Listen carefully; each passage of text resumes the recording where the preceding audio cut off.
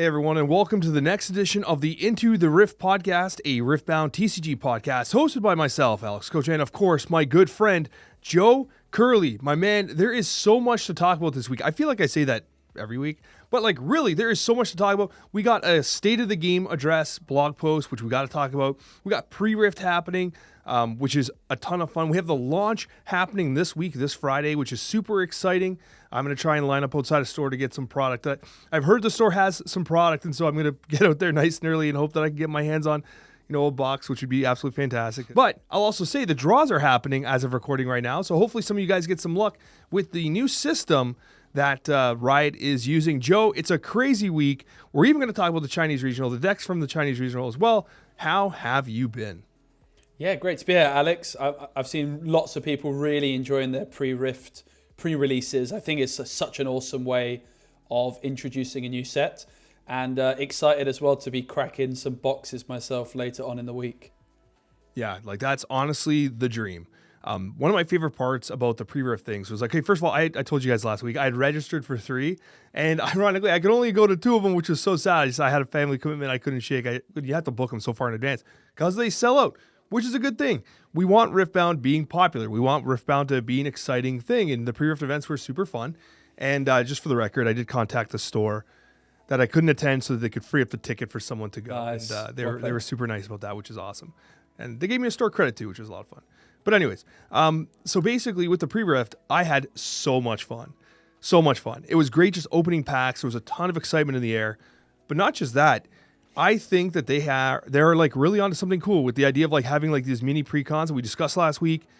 But also I found myself in both pre-Rifts not playing the pre-cons that I opened, which I thought was really unique because the look of the draw made it so like I was completely thrown adrift with what I had opened in the packs. Like for instance, on the first day, I actually drew Jax, which we had discussed being a really good one. And I even told you guys I was excited to play Jax.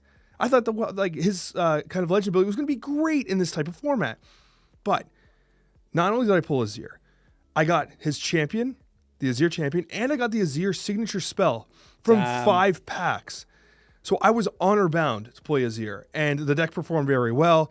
Had a lot of fun with it, and it was so strong, especially like you're bringing out Sand Soldier. Like the way that tempo in like Sealed is so good because like you're just creating so much value so fast.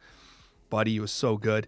And then on the second day, Joe, can you believe the second day, I drew Ezreal as the pre-con. I'm like, oh, this is beautiful. Ezreal is going to be awesome, right?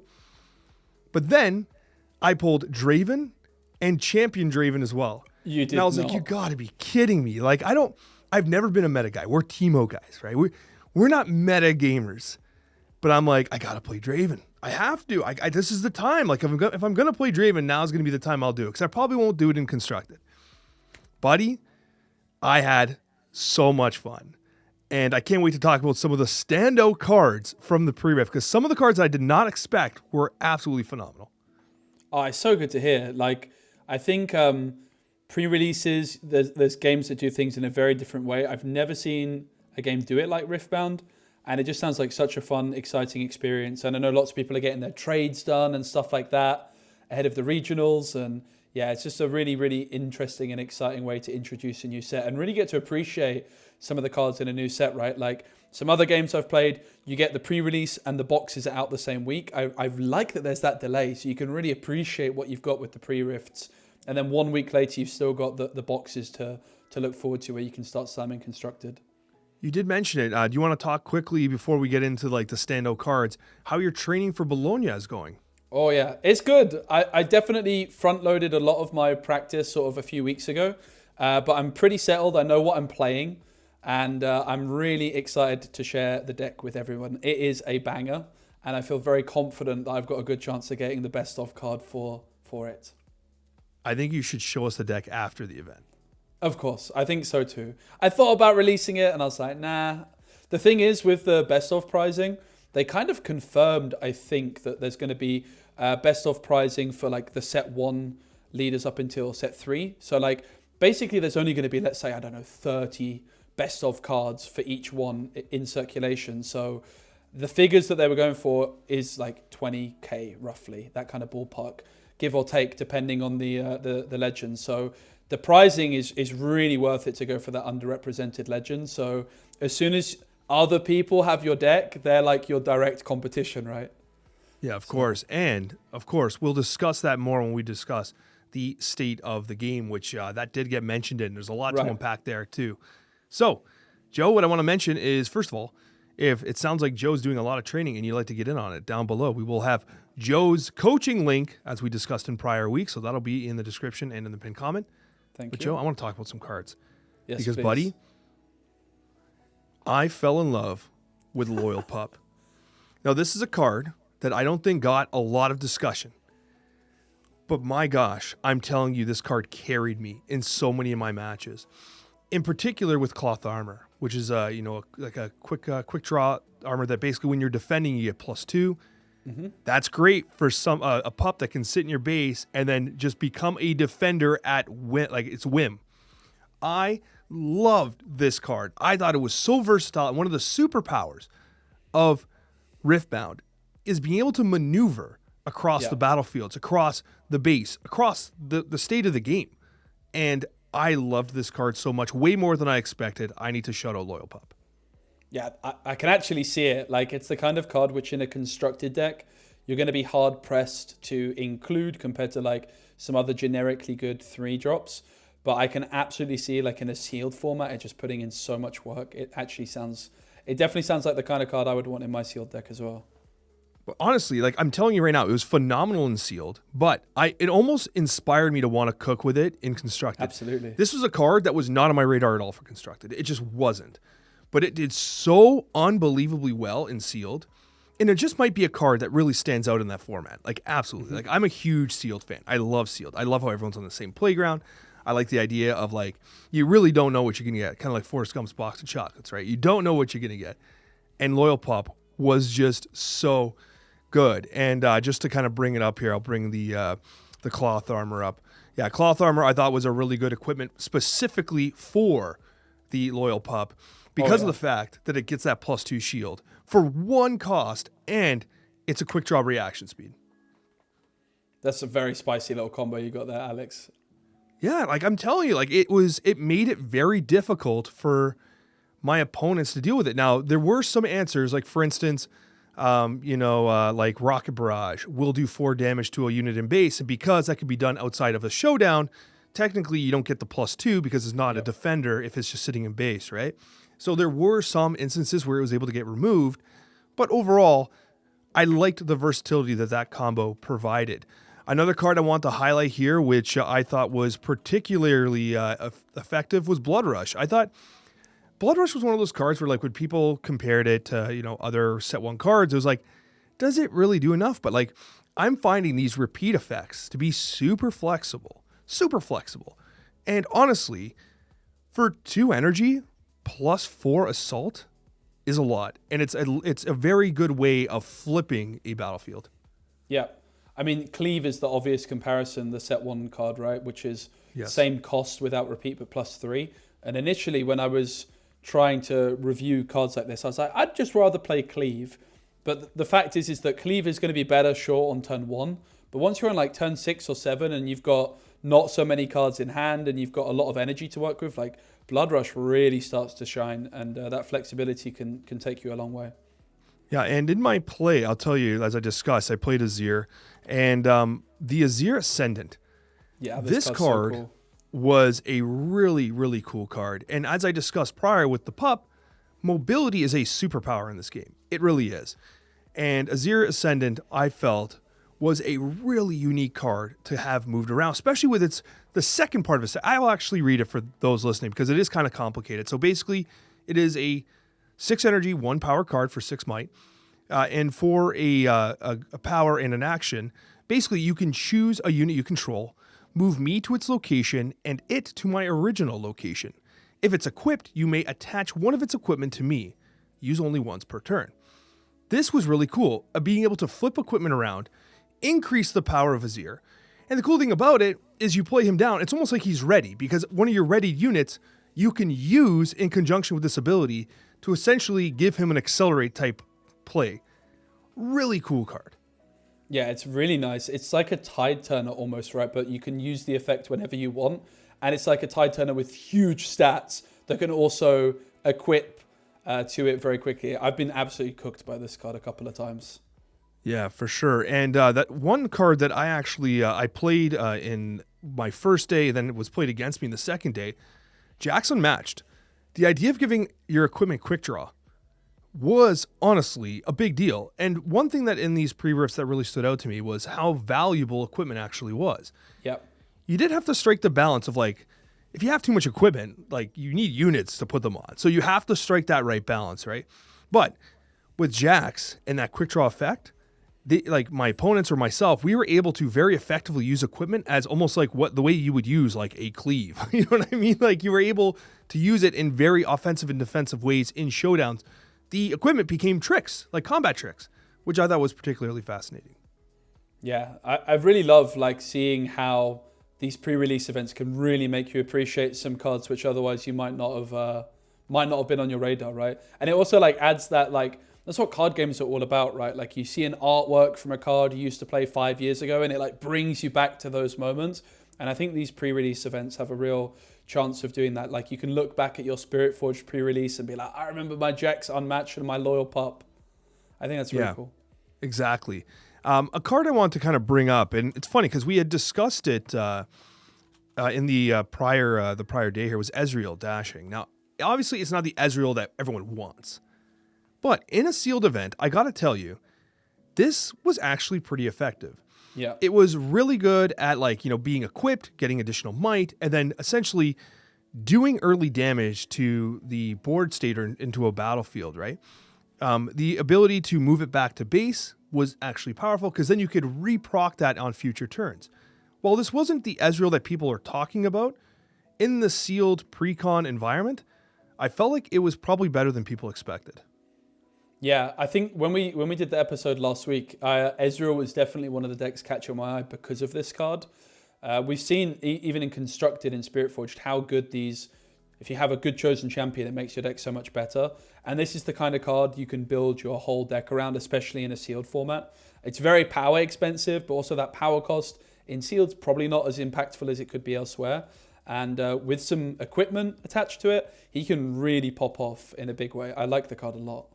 Yeah, and one thing I will say, talking about like a couple of the combat tricks and stuff that I used in my games, Wages of Pain. Oh my gosh, this card is so good.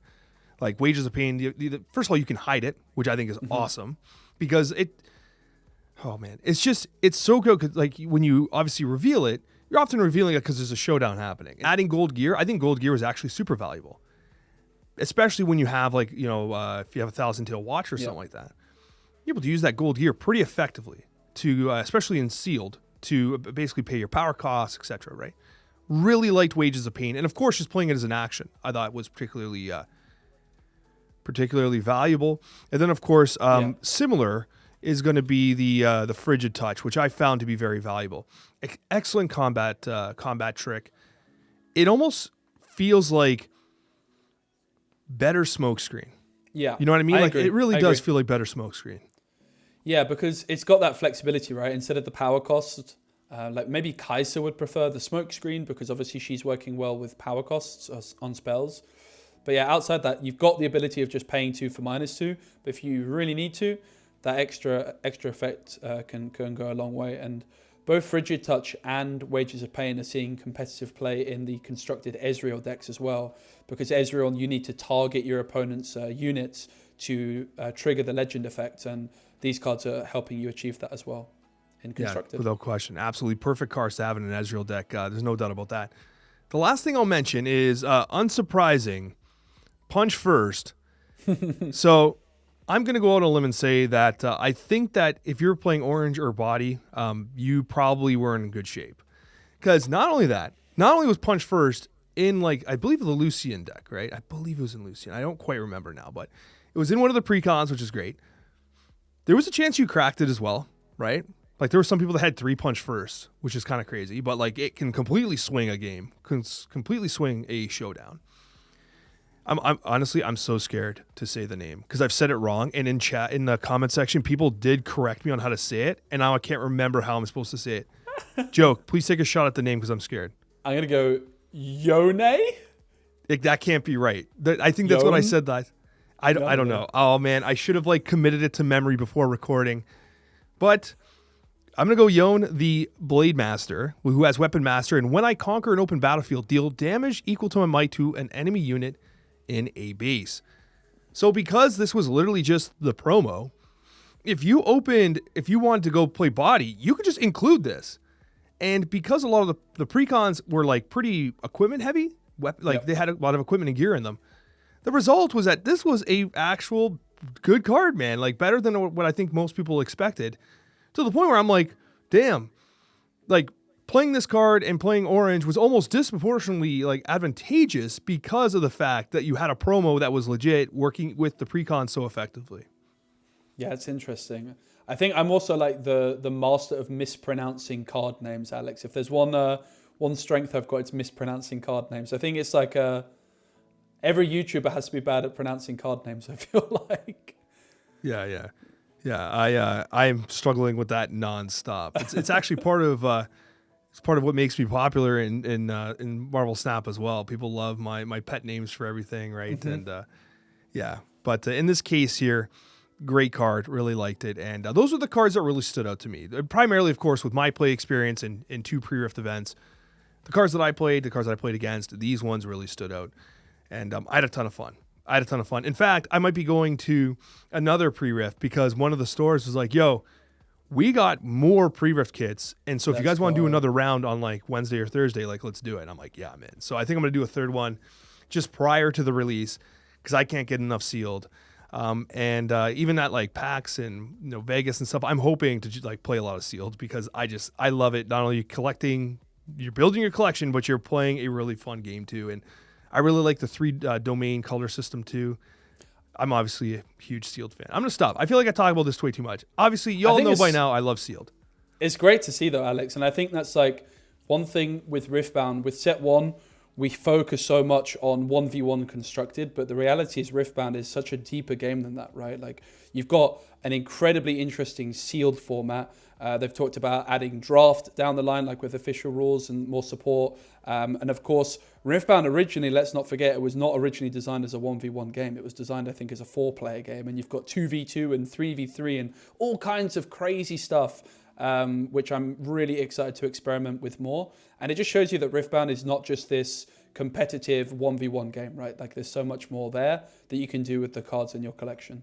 You're absolutely right, because the first time I ever played, I don't remember which event it was at. I go to far too many, unfortunately. I was at an event and they didn't teach us 1v1. They got us in 2v2 pods and gave us the trial decks and everything and taught us the game and how it worked. And this was way prior to release. Mm-hmm. And it was so fun. And it almost had that Commander feel where like, I don't even know if we were playing 2v2. We might have just been playing a free-for-all now that I think about it. Because I remember like betraying each other and stuff and like, try to gang up on each other. And it was a really fun experience. And actually, that pretty much brings us to our next topic of conversation, which is going to be the state of the game. And the reason why that comes to mind is because with the state of the game conversation, they had actually brought up some of the changes that they're planning and implementing and stuff like that. Now, first of all, in the description, I will be having the full link to this. I'm not going to read it word for word. I want to kind of go through some of the key highlights and get Joe's take on it. Because, man, there is a lot here. Now, they did talk about how, they want people to play the game. Like, if you want to have, like, a team-based experience, a 2v2, they got that. If you want to do a competitive 1v1, they got that as well. That's really cool. They tried to make a TCG that appeals to everyone. But there were a couple major things that really stuck out, especially down here below. So, first of all, they did tease some new sets. This is for Set 3 Unleashed.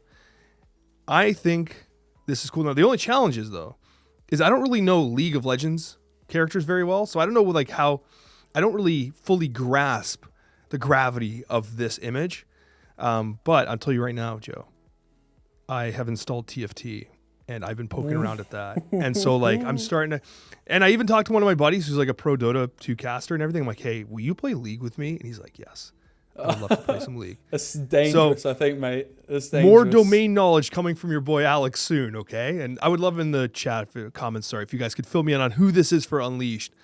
But, Joe, more importantly, because I'm assuming you don't know who that is either. I don't, sadly. If it's Arcane, I might have a chance, but outside of that, I think I need to download TFT as well. I played a fair bit of Runeterra, but not We league. should do like some like one of those like collab streams or whatever they are, where me and you play TFT together. That's what we should I would do. be well up for it. But they did hint that for Vendetta, they got new color pairings for the first time ever. Joe, do you want to talk about what you're seeing here on the screen and what you think about these new color pairings?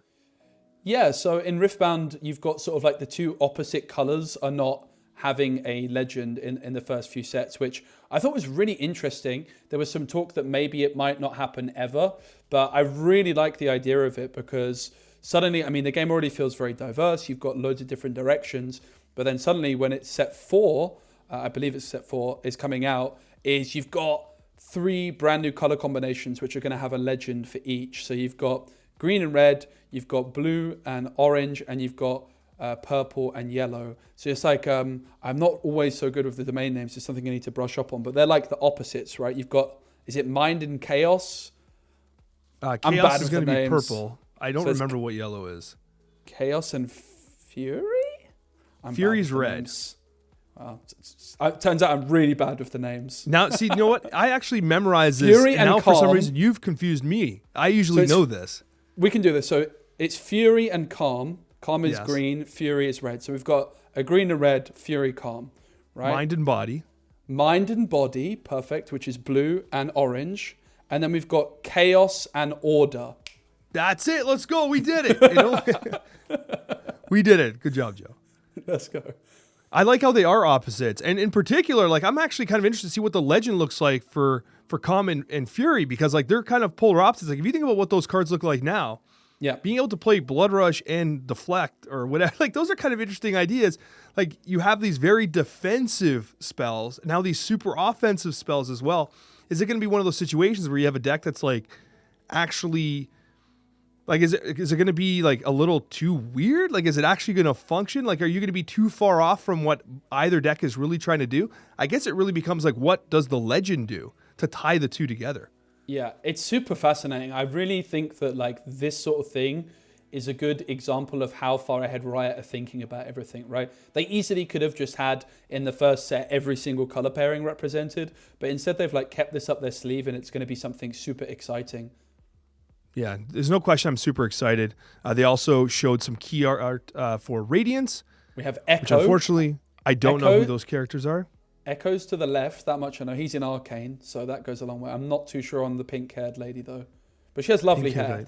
That's a lot of hair. That is Yeah. like, that would seem like it would get in the way of a daily life like routine. Doesn't you know what I mean? sound, too easy to have.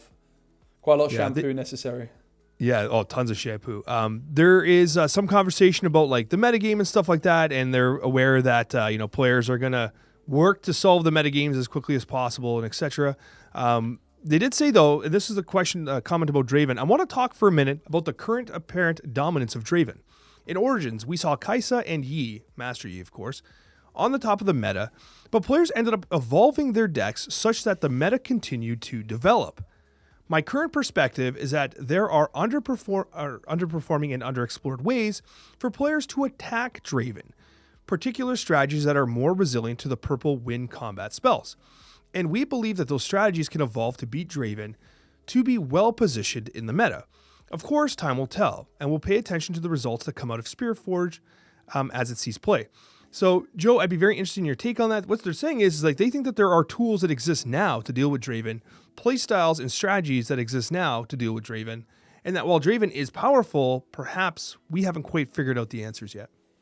Yeah, I mean, if we look at the data from the Chinese regionals, and a lot of people are sort of a little bit far too dismissive, I think, of these Chinese regional results. Like, these are big tournaments with serious players. And we've seen Draven, of course, it's still showing up in big ways, but it's just been falling every single week further behind. Things will adapt. You learn how to beat it. The first time you play against Kaisa, right, in set 1, you kind of get cooked. But then you realize, okay, how can I actually build my deck to beat this? As soon as you've got a deck like Draven, which is so dominant, every other deck, when you're building it, you have to ask, the first thing is, okay, but how does it beat Draven? And if it doesn't beat Draven, why do I play it, right? So it's always how things go. I think I made some bold predictions a few weeks ago saying I don't think Draven's going to prove to be the best deck. I think that was probably a bit too bold. I think it probably is going to be the best deck, but there's a lot of things out there that can compete with it. And I mean, They mentioned specifically like resilient to the purple wind combat spells. These are things like fight or flight, maybe switcheroo. And I think the biggest example of that is like a card like Lucian, the orange Lucian that can go into the battlefield and then back out. And then we're also seeing Pit Crew Ezreal do something very, very similar, where the Pit Crew, which readies whenever you play a gear, if you attach Cull to it, Cull, whenever you conquer, spawns a gold gear token. So you just move the Pit Crew in, get a gold gear, move it back out. And these kinds of strategies can definitely make things quite awkward for Draven. And as good as Draven is, like, if it's got a big target on its back, you just learn how to beat it, and suddenly that little edge can go an awfully long way. Yeah. So, yeah, we've seen that these like passive legend effects tend to be very powerful. The one that surprises me is Ari, that didn't quite take off. Maybe it needs more card support, right? Like, because on paper, like, that's a pretty good effect, right? Mm-hmm. But obviously with Draven, like, that's excellent. And one thing I noticed, because as I talked about in my pre-Rift 2, I was playing Draven. I don't think people, like some players, and you'll get a wide variety of skill ranges, right? Like, that's always going to happen. But I remember playing and thinking, like, my opponent was occasionally just leaving. Like, they would score their point on a hold, and they would just leave fodder at a battlefield. And I have, like, my Draven champion ready to go next round or whatever. And I'm thinking to myself, like, pull it to base, man. Like, pull it to base. You got your point. Like, don't just leave it there. And I know you can't defend it. And you're just going to give me a draw. Like, I'm going to take the point. You know I'm going to take that point. Pull your card back, right? Get it out of there. Don't allow me to use my legend ability when you know you can't fight that fight, especially when they don't have mana up or whatever, right? So that's small things like that. Like, that's a little obvious, but it's something that I saw playing Draven where I'm like, they're leaving fodder. Yeah. And so adjusting your strategy can go a long way to kind of counterbalancing how Draven is played, right? Yeah, no, I think it's a really good point, because your average way of playing Riftbound, like with a normal generic deck, is just going to be move into a battlefield with like the cheapest cards you can, try and score the point, and you just leave it there, and your opponent takes it back next turn, and you just both score points each turn. Draven really takes advantage of that strategy, right? Which is why, cards like Lucian and Pit Crew, which can dip in and dip back out, seem to be particularly good against Draven and giving it a bit of a run for its money. Of course. Now, this was a comment that came up a lot with regards to banning cards and what their philosophy was. Now, of course, they're saying that sometimes there might be a meta that is overwhelmingly too powerful or too oppressive. And in general, they don't want to intervene often. They want to intervene at a minimal level to only correct an emergency state is what they said. So they determine a couple things. They take a look at event attendance. Are they seeing event attendance declining because people are losing interest in the meta? Is there negative player sentiment? Are there game-breaking combos that are like legit game-breaking, right? And obviously archetype dominance, which we have seen. I feel like we've seen archetype dominance, right? Especially like a couple weeks ago, we talked about Purple's dominance, right? Yep. Chaos has definitely been dominant. And so they have options. What do? Do they ban cards? Do they restrict cards? Do they issue erratas? Or do they change the rules? And I guess this is something that they're kind of investigating, but it doesn't sound to me like they don't love the idea of banning cards. Like, they really don't like the idea of the banning approach. So I'd be interested on your take on what they've been discussing here with kind of how they not only evaluate the state of the meta, but how they intend to use the tools they have available to them. Yeah, I think it's really good communication, right? I mean, Riot have made a card game before, but the big difference with a digital card game is you have that freedom to just do a patch and tweak numbers, and nobody's going to complain. In fact, players encourage that, right? Because you can make your best cards slightly worse, and you can bring your worst cards to be slightly better, and it just makes things feel really fun and fresh. Of course, that is totally the opposite with a paper card game, and trying to minimize the amount of bans and confusing things, I think, is really good. I'm really glad they're not using errata to nerf cards or buff cards up. Errata is just going to be there to make sure that card text is working as intended, right? And I think it's just overall Riot are very good at communicating, right? I think everything they've put there, you can't really argue with it. And I think that you want to ban as little as possible. And then when they do ban, you know that it's like something serious and that they're going to take it seriously. So I definitely don't think we're there yet. And who knows, maybe at some point in like set 4 or set 5, they'll be like, okay, we're going to ban Ride the Wind, Fight or Flight, these kinds of cards which are on the top of people's minds. If they're still seeing super competitive play come set 4, maybe that's when you might have to start taking that a bit more seriously, right? As things develop.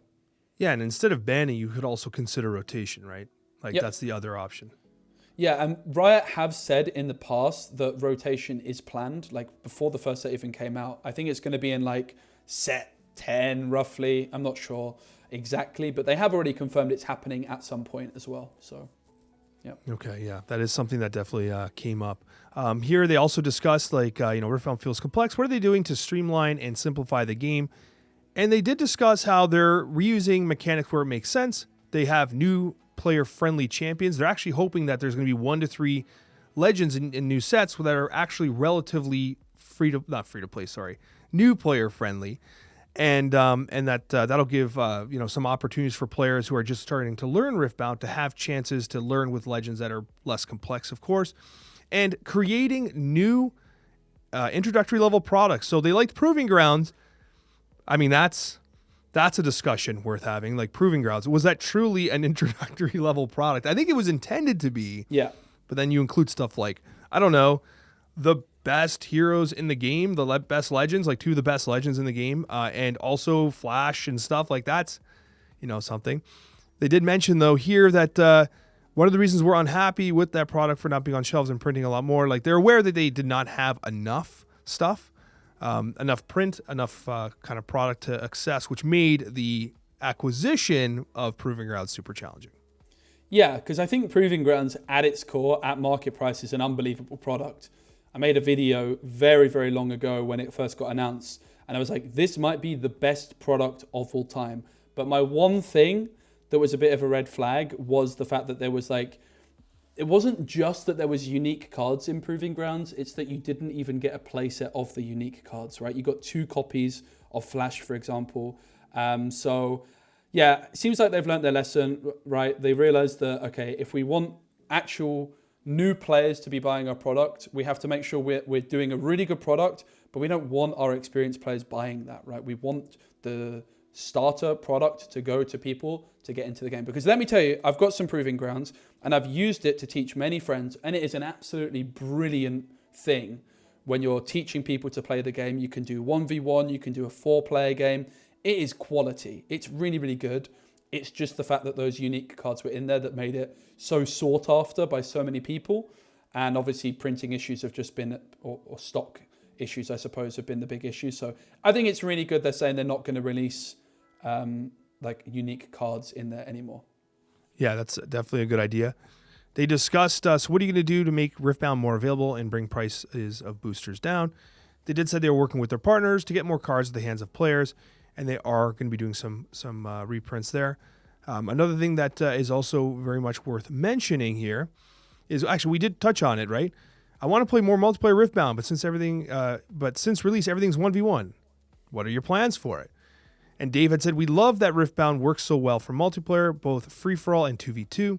One of the guiding principles of the original Riftbound system's design is that it's very welcoming and fun to play with your friends and bring those who might have never tried a TCG before, which is honestly one of the biggest strengths of this game.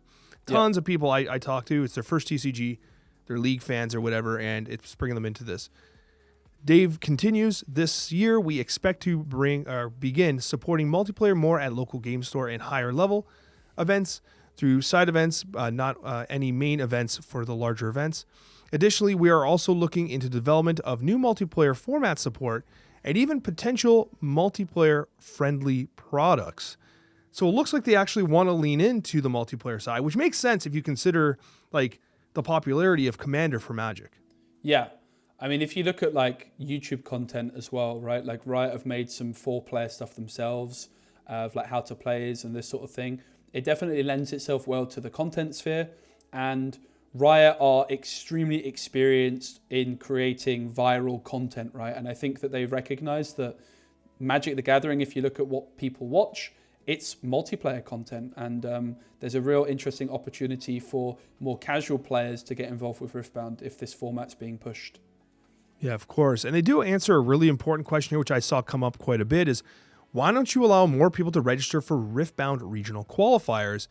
And quite frankly, they said, like, listen, we're working on it. Like, we'd like to increase it, but like the cap can't be infinite. Like, eventually you have to have a cap or else the experience sucks, which is true. Like, you can't have 12 rounds of Swiss, right? Because you have so many people there, 15 rounds of Swiss. Like, that's That's bonkers. So there has to be a cap, but they're trying to investigate how they can improve their Riftbound regional qualifiers.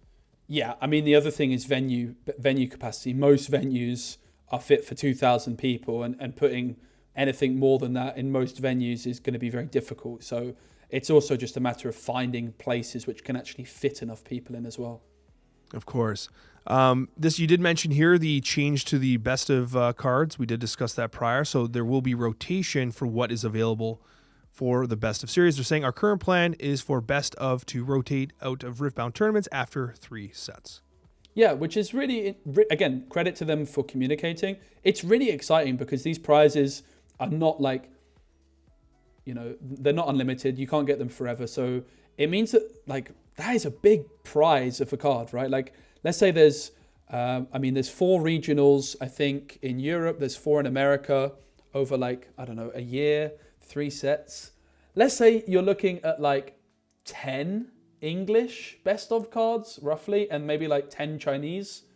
There's not many, so it's really, really exciting. These cards are going to be extremely valuable, and what that means is it's heavily encouraging a few things. It's encouraging players, obviously, to play off meta, which is exciting, not only for the players, but also for the broadcasts. And I'm super passionate about competitive card game broadcasting tournaments. And having a tournament within the tournament, the amount of extra storylines that creates and the amount of extra exciting matches for viewers, right? You could be watching a Jinx player who's got 3 wins and 4 losses, and you can still be gripped to the television because if that player wins, they're going to get the best of Jinx. And it's just such an exciting thing. It's my favorite thing about Riftbound, honestly, this best of prizing, because arguably the prize for getting the best Garen player is bigger than winning the whole thing. You could argue from a monetary standpoint. And that's very interesting. It's very, very interesting. It's like Riot are printing money, right? They're like, yeah, okay, we just make a few of these.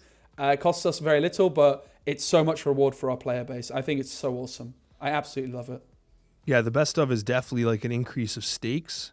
Yep. That didn't was kind of a surprise to me, and obviously it has become a major source of passion for players and an opportunity to not only get something super cool if you're after the collectible, but also potentially, sell that particular item and buy more packs, right? You know what I mean? Yeah, just do the thing that we always do. And the thing is there's so many more winners from that, right? I played at a big event recently on a different card game. I finished 80th. I played a weird deck. If it was Riftbound, I would have left that tournament feeling like such a winner because I was almost certainly the best placed player with this weird color combination. And okay, 80th place out of 2,000 is still great. I got some prizes, but I didn't feel like a winner. Whereas if I have that metal card in my hand, I can post on social media. I can tell everyone, yeah, I won the best of card. And everyone's like, you rock, man. It's just such a cool feeling of so many more people have a goal to aim for. Not everybody has to be the best player in the room to feel like a winner with this system. It's honestly my favorite thing I've ever seen implemented into a card game. I love it. It is really cool for sure. And the just moving on here, what are the designers working on? They're saying they finished their design work on basically everything for 2026. They're working on things for 2027, which also gives some insight into okay, let's say Draven's completely cracked and they're we got to make a counter for Draven. Well, they're designing into 2027. So they don't really have that many options outside of the 4 things we just talked about, banning, errata, and etc. Yeah, this is how card games, physical card games have to work because of how long it takes to get stuff printed and all that sort of stuff, right? They're often working at least 1 year in advance. It's very common in the industry. So I also think that as they're playtesting more, as they go, I'm sure they sort of have more opportunities to revisit old decks and can maybe try and... I'm sure Draven's not going to be good forever. I'm sure.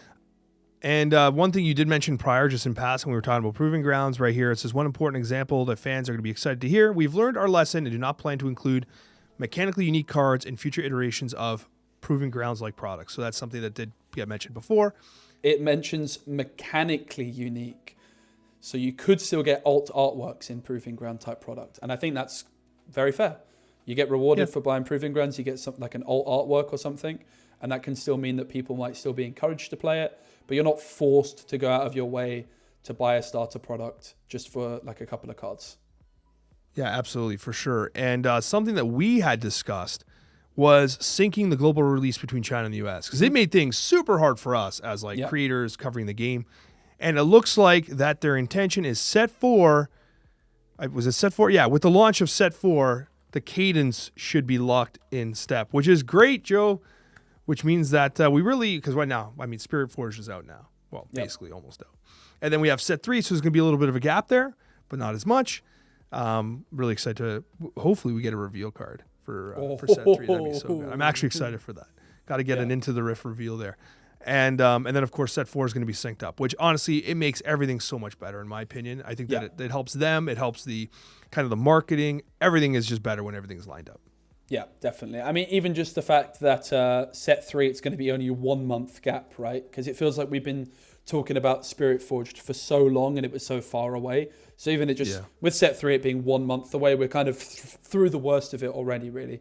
I think Spiritforged is probably the set that feels like the biggest gap. Because set 1 was even bigger, but of course, the players didn't have their hands on set 1 with that big gap. So like set 2 is the one where the gap is going to feel the biggest.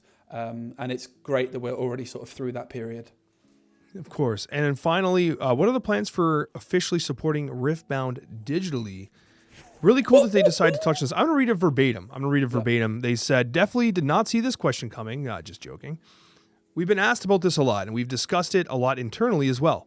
After all, Riot's games have all been digital prior to Riftbound. It is a delicate topic, as there are many benefits to having a digital experience, including easier onboarding tutorials and more clarifications around some of the card interactions. However, we all know that a key part of a TCG experience is the in-person social interaction, and we do not want to get that lost. We've always been looking for ways to improve our players' experiences and won't rule out any options that can do that, including an official digital client for Riftbound. Yeah, this topic is something I'm extremely fascinated by, and I maybe even need to make a whole video on it, because my opinion, Alex, is we're sort of in the era of card games where you had Hearthstone, which was very digital, then you had like Legends of Runeterra and Gwent, which were like very free-to-play friendly digital games. Then you sort of had the era of Marvel Snap and Pokemon Pocket, which are more like mobile card games. I think we're now sort of entering the era of the physical card game first, which gets the digital client. And I think Riftbound recognizes that, yes, you can have a digital client, but first you need all of the paper ecosystems to be established. You need players to go to their local game store, have their local community. You need the tournaments, the big tournaments, to still be in person. And if you release a digital client too early on into a paper game, you're just going to end up having things in a weird way. So I would imagine the most logical time to introduce a digital client is like 3, maybe 4 years after the game's initial release. Maybe a bit sooner, maybe a bit later, but sort of between like 3 to 5 years, I would imagine. First of all, I hope it comes out sooner than that. Me too. I understand what you're saying. Especially as someone like my primary audience is in the digital card game space, right? Like as a Marvel Snap creator, and I know there's a lot of people that would be super interested in this game digitally, of course. Now, obviously, there's challenges. Like, there's so many different approaches to like, how do you do this? Like, do you do the way Pokemon does, where like each pack has a code card that opens a separate pack? Do you try to do something like what Altered did, where the cards are 1-to-1? You open a physical one, there's a QR code that you scan to get the digital variation of that exact card, right? Do you try what Magic Arena does, where you actually just buy packs and stuff, right? It's hard to say, but I personally would be super interested in something like this. Yeah, but I'm not a game dev, so I don't know how hard it is, but I will tell you, Joe. Yeah. I think that these digital clients are important, because I was an avid Lorcana player until they shut down Pixelborn. Once they shut down Pixelborn, I'm telling you, I almost completely just stopped playing Lorcana. So for me, the digital client was a big part. Yeah, and I mean, my background's similar to yours, Alex. We both played Marvel Snap, of course, and I came into physical card games having fallen in love with digital card games. And one thing you have to look at for a physical card game is how the barrier to entry for content creation is so high. Even when you've got all the equipment and you've got all the cards, speaking from experience with other card games, it is still so much more effort to make a video on a paper card game compared to like a digital card game. On a digital card game, you just put some cards in a deck list on screen. You can, it doesn't take you long. You press record, you're good to go. Whereas with a physical card game to make content, you need the equipment, you need the cards, you need to sleeve the cards, you need to decide what deck you're playing, you need to have an opponent to actually play against. And content creation is the best marketing tool for a game like this, right? And as soon as you've got the digital client, I think you and I both know that we've got a lot of friends that are content creators from other card games that are immediately going to start checking out Riftbound as soon as there's a digital client. And the amount of marketing and reach that kind of thing can give you is just something that is not possible, even with all the money in the world, right? Like, I think a digital client is just an absolute natural and obvious thing. And you mentioned Lorcana. It's also very much rumored, based off some job listings, that Disney Lorcana is also working on a digital client. So it does seem like that's the sort of like new model, is get a paper game and then a few years down the line release some sort of digital client. All right, Joe, it's time to talk Chinese regional, because we got some top decks that perform there, and not the ones you might be expecting either. Some legit changes here I'm excited to hear your take on. But let's talk about first the top 16, because it is a very different top 16. I mean, there's some familiar faces there, some familiar color pairings. But as a whole, there is, in particular, we got Set. Set is back. Joe, what do you think of this top 16? Yeah, it's nice to see. We've got 5 Draven, 4 Kai'Sa, 3 Aurelia, 2 Set, 1 Annie, and 1 Azir as well. So again, purple, still more than half. It's like 9 purple, I think, altogether. But overall, pretty diverse. Draven still at the top. Kai'Sa had a win, didn't she, the previous regional? And she's had another good week. Yeah, and when we go into the top 8, things shift ever so slightly, but what you notice is, yeah, we lost the Sets. A little sad. Draven's still there. Kai'Sa's still there. But so is Annie, and so is Azir. Yeah, and they stay in it for the long haul, don't they, as well, Alex? They had quite the performance this weekend. Annie and Azir as a final. I don't think anybody expected that, but I'm sure that everybody loved it.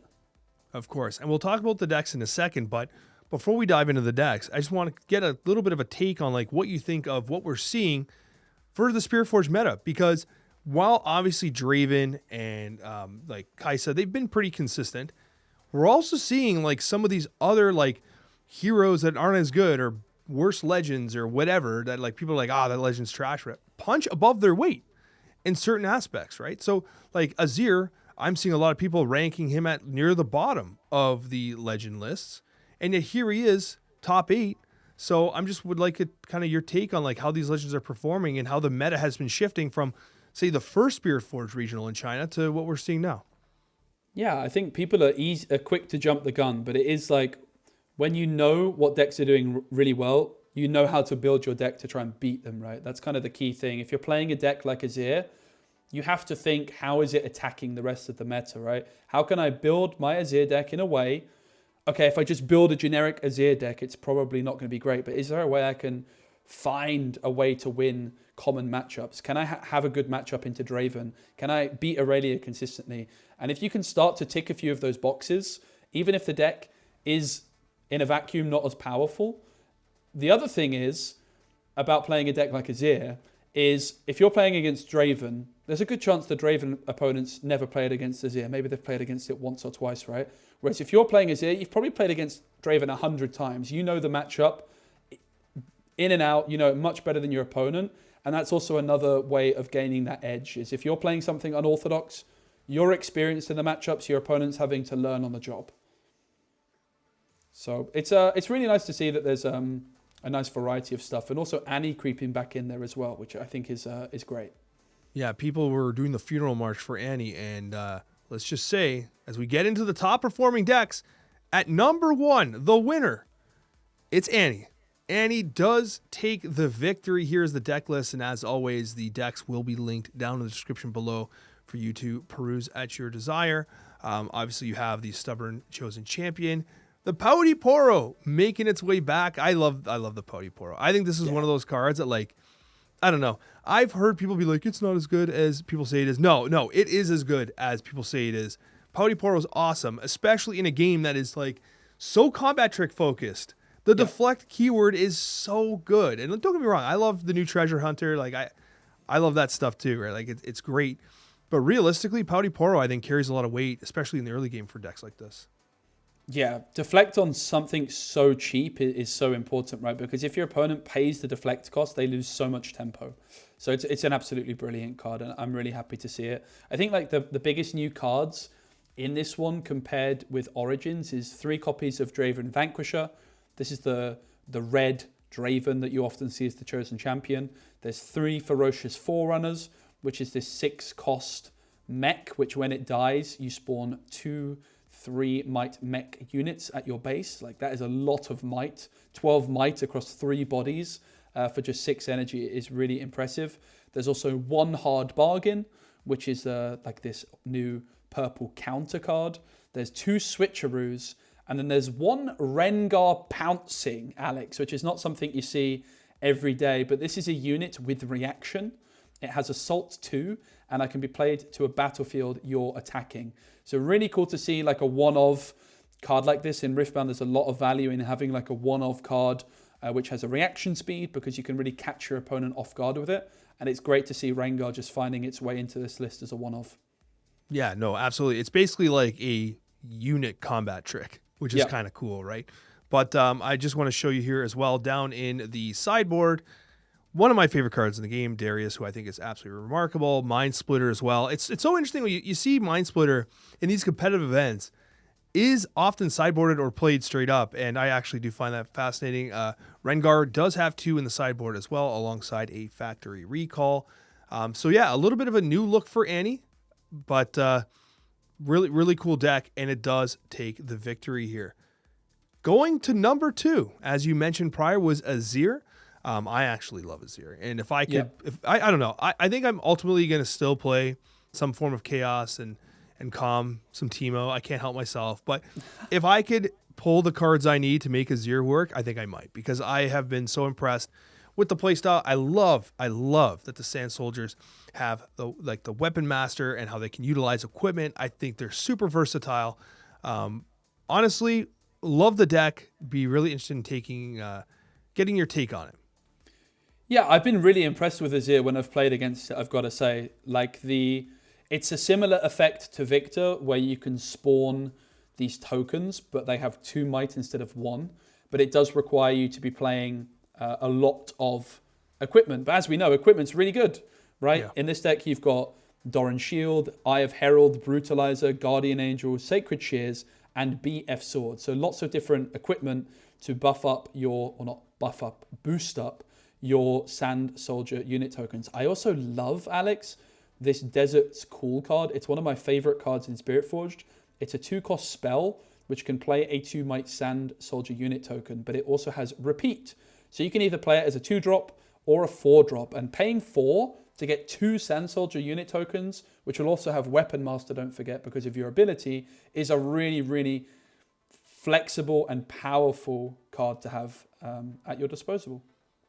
There is something I want to mention from my previous events that was so when I was playing Azir and others were playing Azir, or even with the gold tokens, they should almost send tokens like to the stores. Like, you know how they have the runes? They send like a rune box to stores.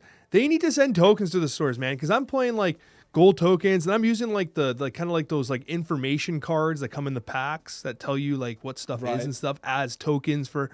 This is a Sand Soldier. No, actually, this time it is an exhausted gold token. It's like, man, just give us the tokens. Like, I get it's part of it, but when you're doing these events, it'd be nice if like the stores had an allotment of the tokens, because it does make the play experience better. Like, you're playing Azir, and instead of using tokens, like you're using dice. Like, it's like it kind of feels bad, you know?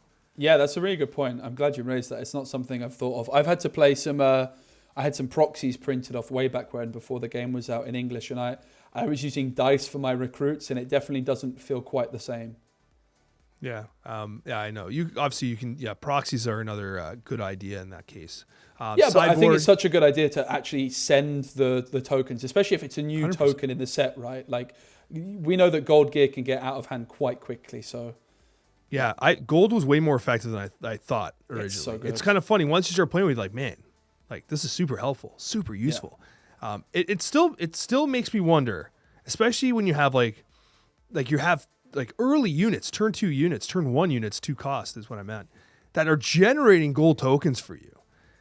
And yet seals are still a premium product. You know what I mean? It's kind of crazy how that works sometimes, but I mean, you could literally use a gold token to pay the seal cost. So it's like, you know, I don't know. It's kind of fascinating. On the sideboard of this deck here, you do have a Defy, Call the Weak, Facebreaker, Salvage, which we've talked about a couple times. We are seeing some gear hate, and Salvage seems like a pretty effective take on it for the mind player. You may kill a gear, draw 1 for 2 and 1 power. What are your thoughts on Salvage? Because it does make the main deck, and we keep seeing it in lists. Yeah, we do. I mean, the fact that you're seeing Salvage actually ever enter the main deck, okay, in this case, it's 1 in the main deck, 2 in the sideboard, which is actually quite a common pattern we've seen.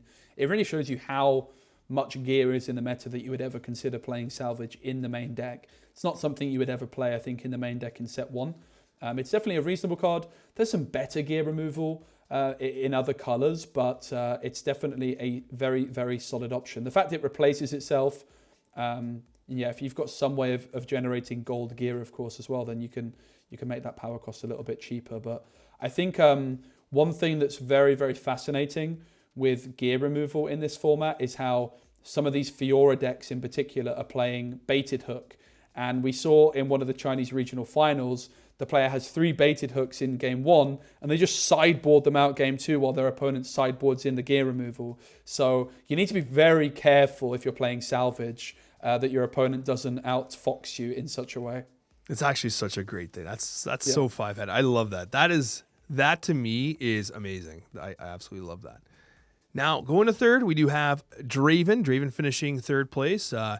It's not necessarily like a nothing to see here situation, but there is a couple of cards here that I want to highlight. First of all, Overzealous Fan has continued to prove that it's an awesome card. I mean, that's something that you highlighted early on. Overzealous Fan, clearly fantastic. Blood Rush does make this deck as well. What kind of surprised me, and in the sidebar, I just want to double check here. So there is a copy of Against the Odds in both the sideboard and in the main deck. What are your thoughts on that card? Because I actually did play that card in Sealed, and I didn't think it was particularly good. Like, it was okay, but I wasn't seeing many like Zoo-style plays. And even against the Azir, they were often using the Ascendant champion unit to create so many problems for me, and less about the actual tokens. So I'd be interested in your take on Against the Odds. Like, do you think that it's going to be a competitive card, like, long term? Yeah, it's a good question. I think it's, again, like, this kind of card gets a lot more value in Riftbound when you don't play that many of them, because your opponent's if I'm playing against you, Alex, you're playing Draven, I'm going to hold my hand up and say I'm not going to play around Against the Odds. So if you suddenly just whip your 1 copy of Against the Odds out from your hand and catch me off guard, it's like the kind of thing which could win you a game on the spot. So I really like the value of having, because in Riftbound, a lot of the might that you have is in your hand. It's hidden information, right? And then you surprise your opponent. So having a few extra surprise tricks up your sleeve can go a long way. I would also imagine it's pretty strong in Draven Mirrors, potentially, where some of these decks, you can just end up with so many units on the board, particularly if we go down the miracle route, as people like to call it, with like Wrath of the Sunderer. I could definitely imagine it could help you win a mirror in a pinch. Yeah, and of course, like, so first of all, Against the Odds is a reaction speed spell that reads, give a friendly unit at a battlefield +2 this turn for each enemy unit here.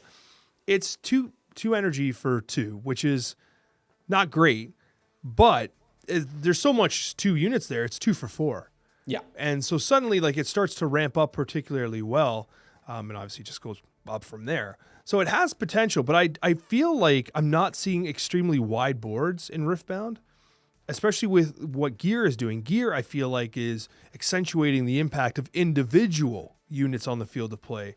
And so I wonder if maybe this will be a card that in future sets sees more play when additional strategies become more common. Yeah, I think it's a good point, but when you think of it like that, right, pay 2 and get +4 might on one of your guys. One of the things that this deck doesn't usually have, certainly in set 1, Annie would have no way of like boosting up your own units, whereas now you've got quite a few ways, right? Against the Odds is not the most common, but like Spinning Axe, Edge of Night can make your units a little bit harder to deal with. And I think it's a really interesting card to just have in there as a surprise. The other thing, of course, you could do with Against the Odds is you could play it first and then use Rebuke or Fight or Flight after it, right? So you get the extra might from your opponent having 2 or 3 units, and then you Rebuke or Fight or Flight some of them away so they don't even participate in the combat, but you still get the boost from them. Yes, and obviously in this deck as well, I just want to scroll down a little bit. It's hard to fit everything at the same time and make it readable, so we're still trying to figure that stuff out. Ride the Wind as a 2-of with an additional 1 into the sideboard. A Switcheroo, 1 on the main deck, 1 in the sideboard as well. And if you don't want your opponent playing cards in the turn that you play a card, why don't you try Bjorn Thundersong, who is quickly becoming more meta than perhaps expected early on? Yeah, he's good. Worth noting, this card cost me, like I was playing like a tabletop simulator tournament with Timo, of course. I had like 3 cards hidden. This is, I don't know, 4 or 5 months ago. My opponent played Brian here Thundersong, and I just conceded on the spot because I didn't realize, of course, that his ability goes on the stack, and you can still use reaction spell or reaction speed things before his ability goes through. So worth noting, everybody, if someone plays Brian here Thundersong against you and you have hidden cards, you can reveal your hidden cards still in reaction to his ability. So that's really important to know. But we can still, like with Brian here Thundersong, you can still really outplay your opponent. If your opponent's got hidden card and you expect it's like a Fight or Flight or a Switcheroo in particular, if you play Brian here Thundersong to your base, okay, they can reveal Switcheroo only then, but if you don't have a card at that battlefield, you like can really negate some of the hidden cards. So it's a really spicy card with some big outplay potential, but it's definitely something you need to be aware of. You can react to its ability. But yeah, if you've got anything that's action speed, obviously you're not going to be able to play it that turn. I'm trying to get better with like the actual like the language of Riftbound. You mentioned the stack. I believe it's called the chain, right? Yeah, I think you might be right. I think It's the a stack is a chain. magic thing. Yeah, of course. And then of course with when we talk about like passing initiative back and forth, that's the focus, right? So yeah, spot on. Yeah, I'm trying to brush up on my judge work, you know? Yeah, I've been finding myself say like, because I play multiple card games, I'm using the wrong phrase in the wrong card game, and it's a bit of a I do that minefield. nonstop. I think, Alex, like the last thing I wanted to point out against the Draven deck is, and in fact I can see it with the Rayleigh as well, is I'm so glad Tide Turner is finally getting the respect it deserves. Despite all of the additional new 2-drops, the fact we're still seeing Tide Turner make the cut really highlights just how good this card is and how flexible it is. I think it's like a card which was going under the radar a lot, and it's getting its flowers now, I think it's fair to say. You know what's funny? I was always someone who never loved Tide Turner. I just didn't. I don't know what it was. I didn't love him. And then you start to see his power once you get like the Mundo out and you want to make movements happen and you want to match that. Like then it starts to get kind of cool what you can do, right? Yeah. So definitely a powerful card. But I don't know, man. Like I totally respect it, but like tell me right now. So you make the call right now. Who's better, Tide Turner or Treasure Hunter? In a vacuum, I would say Treasure Hunter, but for like it's a good question. Probably Treasure Hunter in a vacuum, but I would say Tide Turner has more potential. Yeah, more swing potential, upside. Yeah, on and the Tide Turner. Tide Turner's so flexible, right? Like you just get, you don't want to play it on your first turn. It's not a true 2-drop in that sense. It's such a flexible card at any stage in the game. And it also just covers you in case you don't find one of your other 2-drops. So it gives your deck like that consistency. We can see this deck's at 8 2-drops, but it's kind of playing 6 2-drops with just 2 Tide Turners in there, which can be used much later on to big effect, right? Like whether it's scoring a point, whether it's hiding it. It's such a flexible card. And as I mentioned prior, because I know that we can't show the entire deck on the screen at a given time or else it's just not readable, we will have all the links down below. So if you, for some reason, have missed some of the cards or some of the deck list or you're trying to take screenshots or something, you can access everything in the description. We have Aurelia. We do have a couple more decks to talk about here, so maybe in the interest of time, I'll pass it off to you early here and give you a chance to talk about the deck. Yeah, so Aurelia is like a very all-in strategy which looks to boost up the Chosen Champion or the Draven with lots of combat tricks with the Guardian Angel gear, which keeps it protected. This one's on triple Tide Turner, triple Stellarcorn Herder. So Stellarcorn Herder is when I move, draw 1. So good. Yeah, lots of draw, lots of movement. Fascinating though to see triple Sneaky Deckhand. Sneaky Deckhand, a card which we often see in Annie, but not so much Aurelia. But actually, it makes so much sense, Alex, because when I play against Aurelia, I just want everything at the base. Because I know what Aurelia is going to do, which it's going to move something into a battlefield and just boost it and boost it and boost it. So I just don't want anything at a battlefield. So it actually makes a lot of sense that Sneaky Deck can. Oh, surprise, I scored a point. It's very, very fascinating to see this card creeping into a deck that's not Annie. Yeah, and that movement is going to work perfectly with Flash, too. The reaction speed of Flash will give them that optionality. And if you try to do something, they got the Defies. It's a really cool setup for them, right? They got a lot of combat tricks they can use to their advantage. Also, of course, Boots of Swiftness. Only a one of. Do they have? No, not even in the sideboard there. It actually kind of surprised me. I think that the Boots of Swiftness are awesome. But here you do have the Defiant Dance signature spell as well. Overall, I think Aurelia is a very strong deck because it has so many high value spells. When you're looking at stacked deck, you're looking at Not So Fast, Rebukes, Ride the Winds. These are all absolutely banger spells that in their own right can find ways to either set up a winning condition or just win the game. So it doesn't surprise me, especially with the Draven Audacious here, which is obviously going to amplify your point scoring ability, that a deck like this is doing so well. Yeah, this deck, if you just close your eyes and pretend the signature spell doesn't exist, is so cheap. But then you have to think, how expensive is the signature spell going to be? And I have a bad feeling it's going to cost an arm and a leg. Yeah, and Defiant Dance is a reaction speed signature spell for 1 energy and 1 power. It reads, give a unit +2 might this turn, and another unit -2 might this turn. So for an energy and a power, it's basically a 4 might gap being generated, which is absolutely stupid. But that is another conversation for another day. Kai'Sa, we've seen so much Kai'Sa. And the only thing I saw here that I was like, wait, what? Am I intoxicated? Or are there actually 3 progress days in this deck? And sure enough, there are 3 progress days in this deck and 3 time warps. So this is a pretty unique take on Kai'Sa. What are your thoughts? Yeah, it's really fascinating. 3 retreats is probably very crucial to the deck. So retreat is return a friendly unit to its owner's hand. Its owner channels 1 rune exhausted. So you pay 1 to bounce back something to your hand and you get to ramp. So I'd imagine that this deck is going to quite often play Lecturing Yordle and then retreat it back and try and draw some more, for example. Just protect your units and ramp up. And yeah, if you can get to a big time warp to close out, 3 time warp is not something I've really ever seen before. This is an unorthodox list, but fair enough, fair play. Yeah, first of all, I love Singularity. Anytime I was playing Seals, I'm playing Singularity. I think that the ability, whether they're at the battlefield, whether at the base, 6 damage, you just blow them up.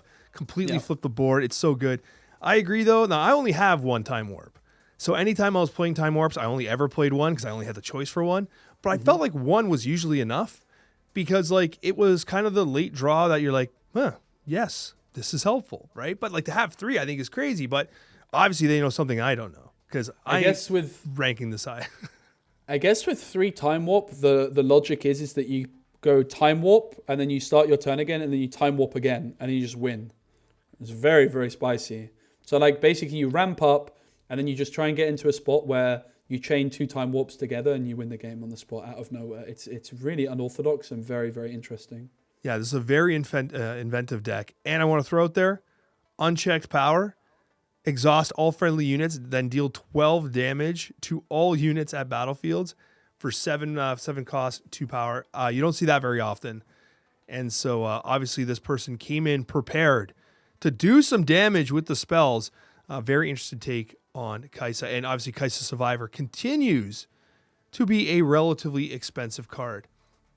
Yeah, unchecked power is really good against Draven because they get Wrath of the Sunderer, which is 6 might. They have all sorts. So this unchecked power, we saw it in an Ezreal deck as well. It's a pretty spicy one. Yeah, it's definitely spicy.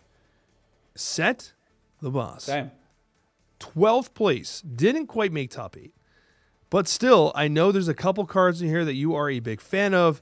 And Set was one of the ones, in Origins, it looked like it was positioning itself to be one of the absolute meta dominators, right? It had some good results, and then it kind of just disappeared. We saw it disappear in Houston, and it never quite made its way back. But now here it is in the 4th regional of China. Yeah, Showstopper is one of the best cards around, right? So Set Signature Spell can put in an awful lot of work for this style of deck. And yeah, there's a few new interesting tools. The Sea Monkey is like kind of the perfect 2-drop for this deck because you can play it as just a 2-drop for 2 might, or you can play it as a 3-drop with a buff.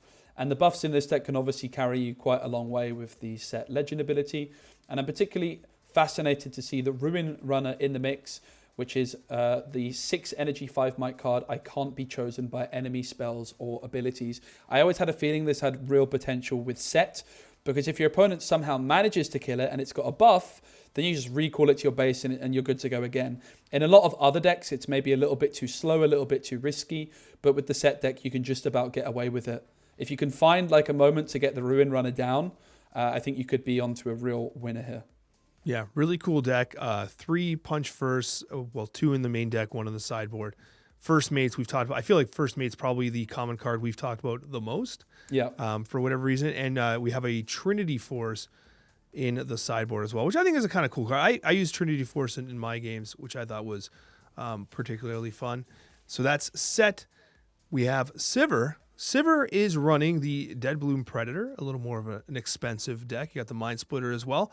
What are your thoughts on this particular shell running both Body and Chaos?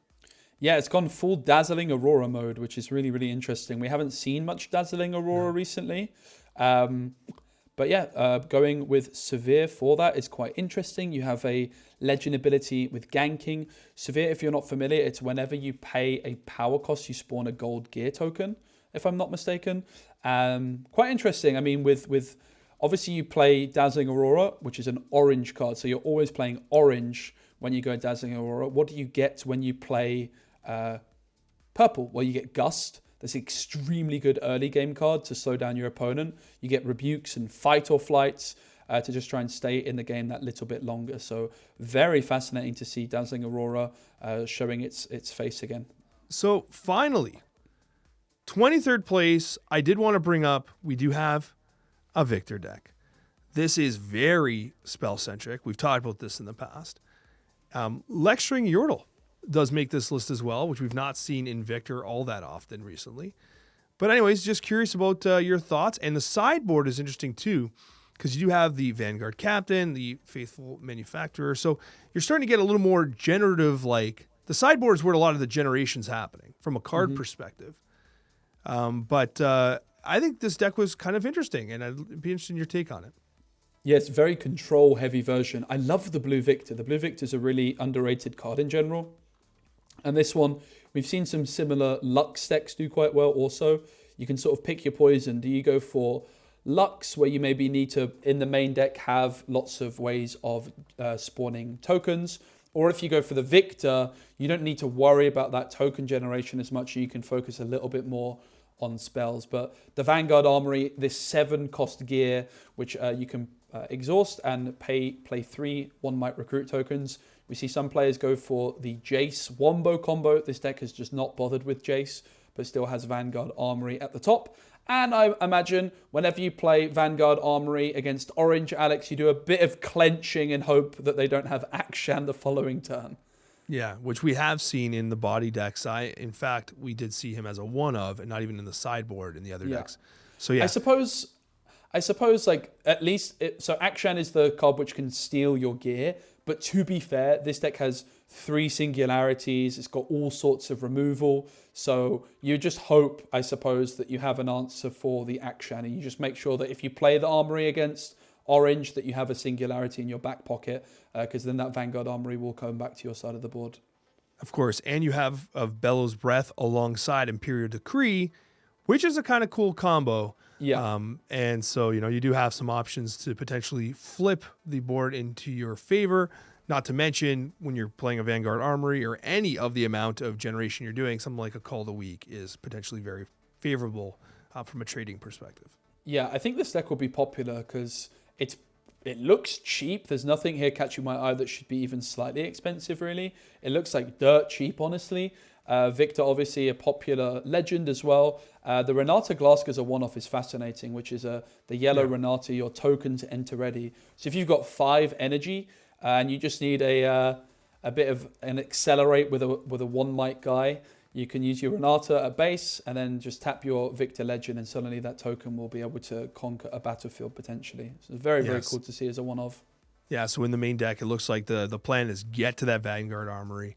And I suppose like I'd be very interested in because again, this deck is relatively novel. It's not something we've seen played that much yet. But I'd be very interested. Like for me, I look at the sideboard and I see the bodies of the Faithful Manufacturer and the Vanguard Captain, and like I would want those bodies on the field to play. It looks like you're using things like the Lecturing Yordle and Renata to kind of bridge the gap until the Vanguard Armory comes out. So those early turns, like I would suspect a deck like this might be susceptible to the likes of Annie or decks that are trying to really do that early damage with early kind of momentum on the battlefield, because by the time you get the Vanguard Armory out, like, yeah, you're drawing through your deck and stuff like that, but also Annie's running so many inexpensive units. You're probably not going to get favorable trades with Hidden Blade, with Call to Weaken, etc. You do have Wages of Pain, of course, but you're probably going to have to play it from hand because you won't have the battlefields. So I guess the idea, this almost feels like it's slow, but once it takes off, I think the amount of value generation from the Vanguard Armory is going to really propel it. Yeah, you have like very few points on your side of the board, but you just try and go wide with the recruits. Of course, that's a benefit of Victor, is that you've just always got a 1 might recruit you can play at your base on your opening turn, and it just doubles down on that. It just goes wide, not even that wide, but it just goes wide enough, and you just look to remove everything your opponent plays. So it's a very, very cool setup. And again, I love that Lux can do something very similar. Obviously, it's the same color pairing, but you just have like, do you want the Lux, which gives you a bit of draw, or do you want the Victor, which just gives you those recruits? And I think it's a bit of a toss-up. Probably, if I had to pick one, honestly, I might lean towards Lux, which is a bit controversial, but we'll see. I think that this style of deck is really nice to see. It's a different vibe, and I look forward to playing against some. Yeah, this is one of the longer podcasts we've ever done because there was just so much to talk about. It is the middle of the night for you. We're on almost opposite sides of the world. So I got to tell you, Joe, thank you so much. Your analysis is greatly appreciated. Bologna is coming. I know you're going to be playing a lot of Riftbound leading up to that, and I'm going to be super excited to hear about, how obviously your event goes. It's literally like almost here. Yeah, next week, the podcast, I'll be a few days away. There is a slight pending visa issue. I've got an appointment, which I moved to Germany recently, so fingers crossed my travel is all good to go. The flights are booked, the tickets booked, the hotel's booked, so we just keep our fingers crossed. And I'm really excited to get to go to a Riftbound major. It's not something we've had over here in Europe, and I'm sure there's a lot of European players ready to make a name for themselves as well. So I just want to also say, Alex, a big thanks to you. It's an absolute pleasure to be doing this podcast with you. And of course, thanks to all of our viewers as well that are supporting the channel. I appreciate that so much, guys. And yeah, thank you so much to all of you for supporting our content. Obviously, the podcast is relatively new. If you'd like to support us, the best way you can do that is by ensuring you're subscribed. Make sure you hit that like button too. I know it's like YouTube cringe stuff, but it actually makes a huge difference, especially when a podcast is brand new. If you're interested in getting ready for Vegas, getting ready for Bologna, use the link in the description to get some coaching from Joe. He clearly knows his stuff, and he can help you rank better and perhaps even get a best of prize, especially if you're playing some of the colors that he tends to fancy, which you probably know what those are already. Yeah, so. Probably do. You probably know what those are. Thank you so much for joining us this week. We'll see you on the next one. Bye.